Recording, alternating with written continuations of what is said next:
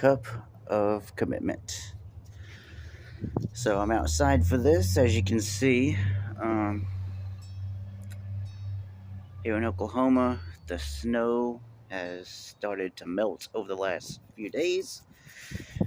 I was going to take this little cup here and let it fill with the water that was melting here as I was doing my video, but I guess enough of it is melted that it's no longer coming down like rain or a stream like it was earlier. So, cup of commitment. Law versus love.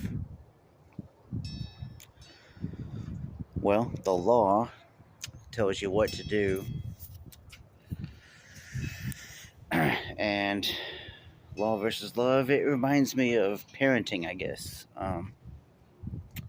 Parents lay down the law, they give you rules to follow, and those rules, for the most part, usually, as long as you have decent parents, those rules are mostly for your benefit or the benefit of the collective community, the family, the household, what have you. But love, that I feel like love is the glue that really holds it all together. If you have only a law without love, then, and I'm speaking from experience, experiences with like teachers and things like that at school and whatnot,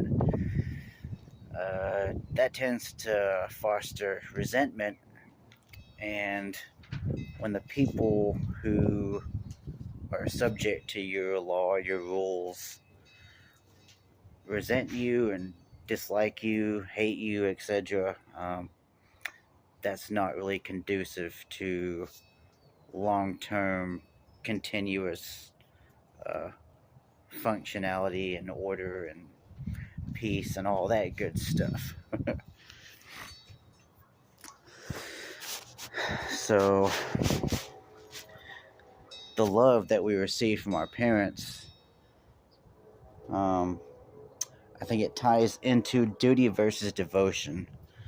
Duty says, do what authority tells you to do, because, well, if you question authority, a lot of times they'll say, or, in my childhood, they would say something like, oh, because I said so, which isn't really, not really a great answer.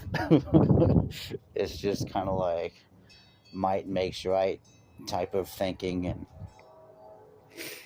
I remember things like that even as a almost 32-year-old man. I remember being given an answer in childhood, and it was never satisfactory.